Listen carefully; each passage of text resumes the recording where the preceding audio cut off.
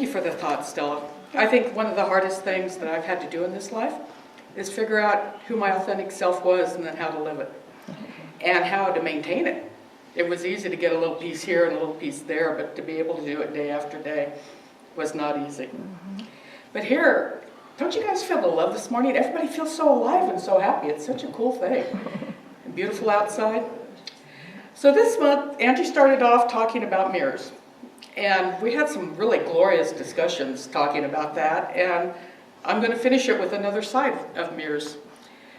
I think so many times when we think of mirroring things, well, Stella said, you know, we mirror people around us with the likes and stuff. But the other way that it's taught so much is that what's going wrong in your life and to look around you and what are you supposed to be learning. And I think of this as a cup half empty. So you're having an issue that goes on and on and on, and people tell you, well, what's it mirroring for you? What are you supposed to learn? And then you spend all this time focusing on it. It's like, I'm not getting the sign, I'm not hearing it. What am I supposed to know? Because it's not going away. I had a client recently who was going through this process with her boss, who was very abusive, sexually abusive. I mean, it's just a nightmare. And she was really in the middle of a dark night of the soul. I mean, it was really deep. She can't sleep. Her life was just a mess because of all of this. It became abusive, really abusive, in that she was allowing it to happen. So her self-abuse was in that along with everything else. And she was crying on the phone, and what am I supposed to do? What am I supposed to be learning?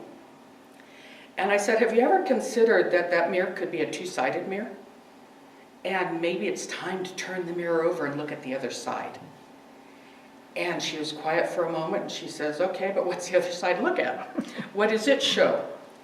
So if the one side is like the cup half empty, where we're focused on the past, we're enmeshed in it, we're caught in it, we're magnetized to it, there's nothing we can do in that. We're stuck, and we're doing it over and over and over and not learning anything. We're just being miserable. So I look at it as I've come to this river, but I haven't figured out how to get across the river yet. So am I going to stay there forever and ever and ever and be miserable forever and ever and ever? Or am I going to kind of raise my head up a little bit and look around and think, what if there was something else? What if it isn't that I'm supposed to be finding something out or learning something more? What if I already learned it? I'm just not sure what it is. Wouldn't that flip like a light going on, kind of how I'm looking at everything? So when you're in the middle of it, try not to focus. We teach so much about the now, being in the now, what's going on the now. And if you can take a moment, no matter how dark it is, and start thinking about, just list 3 things that you have that are good. You're alive, you probably have food, and hopefully you have shelter. Those are good things to have because there are a lot of people that don't have it. And then you can start going further, and you look at nature and see the beauty, or somebody smiles at you, and you start little by little to start focusing on the blessings. This starts to tip it to the other side. And you're looking out now and around you. Instead of this constant, just this low focus of everything that's going wrong, you're now looking out and starting to see things that are good. So you're starting to flip your focus back from the darkness and the despair. I always think of Pilgrim's Progress, where they have the sloughs of despair, to pull yourself out of that. But it takes a little bit every day. It doesn't happen overnight. So one day, you're in the middle of it all and you think, you know, a friend called and they said something nice. Or somebody liked my outfit. Or something wonderful happened. How many times have you been so bad and somebody says, I love you? Or they do something nice and they smile and you go, oh, God, that felt so good. I want more of that. But you keep building on that. And every day you look for a little bit more of it. And before you know it, you're now in the now. You're accepting blessings. You're accepting that you're worthwhile. You're accepting that maybe I want to participate in this world. Maybe I want to change things. So let's go back to the river. And we've got this ferryman who ferries people back and forth across the river, but he's on the other side. So what's the first thing we have to do? We have to get ourselves in a position to raise our eyes to see that there is a way across this river. But I have to do something. What do I have to do? I have to call him. I have to let him know that I want to cross the river.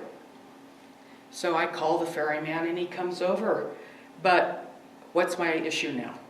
I gotta pay him. That's how he makes his living.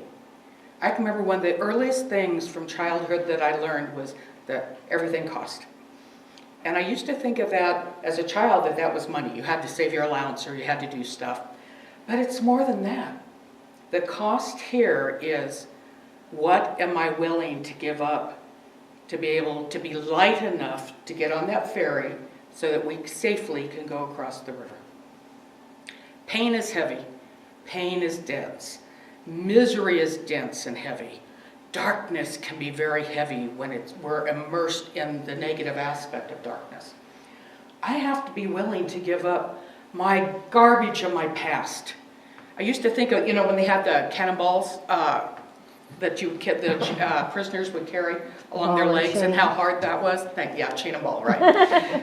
Our garbage bags, all of that garbage that we're carrying and we're carrying and we're carrying until it breaks us.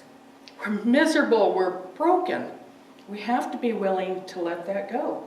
I can't get on the ferry with all that stuff, it'll sink.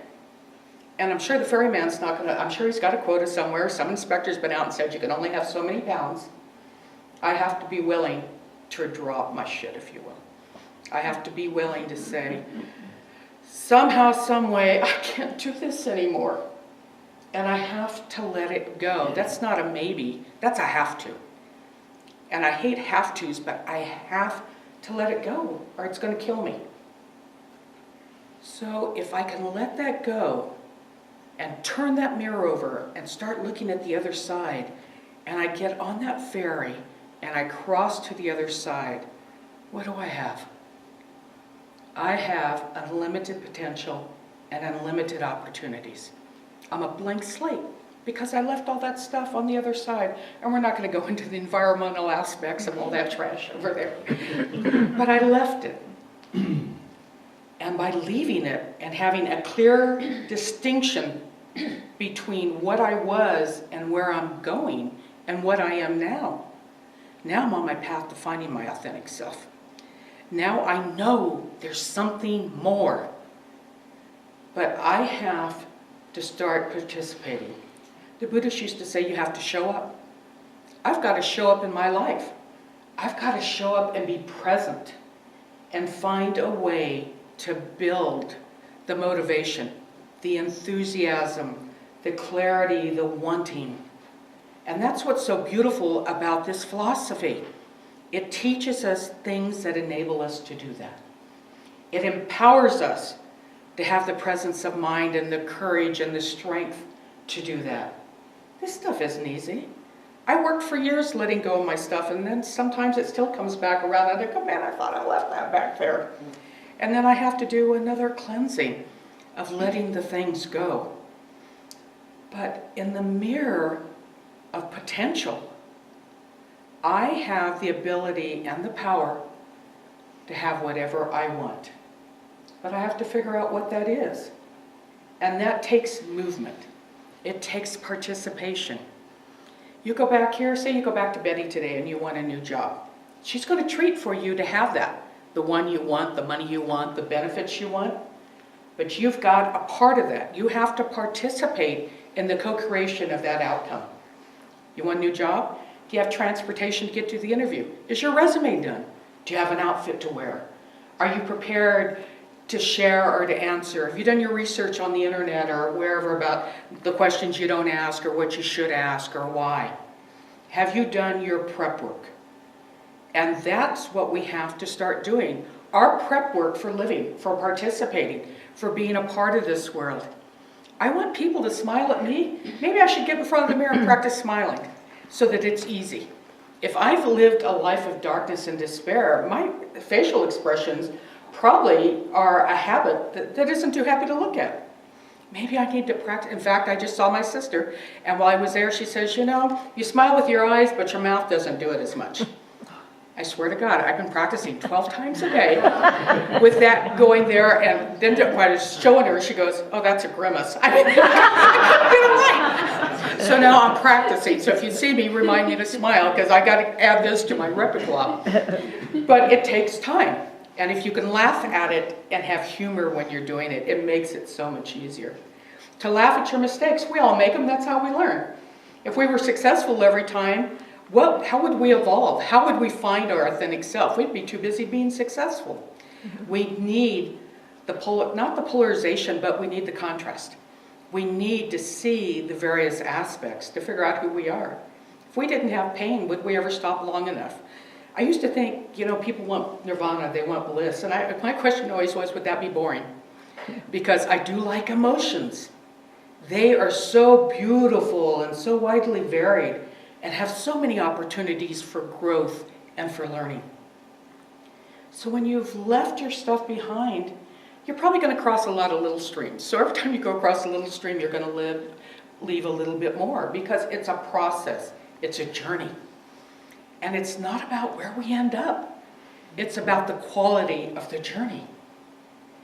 Who am I helping? I remember a story I heard years ago where this guy's in a hurry to get to heaven, and St. Peter's up there waiting, and he's zigzagging around people and running all the way up, and I guess it could have been a she, I won't be sexist. A person was doing this. And they get up there and they're all excited, you know, and here I am and everything, and I'm going to get in, and this is really good, and I beat everybody to get here.